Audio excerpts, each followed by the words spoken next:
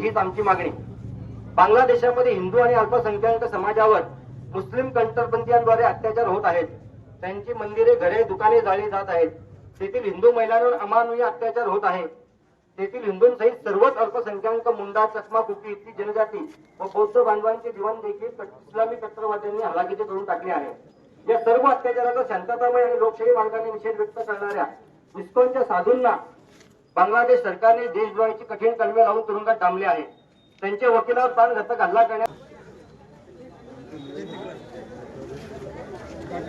सनातन हिंदू धर्म की जय।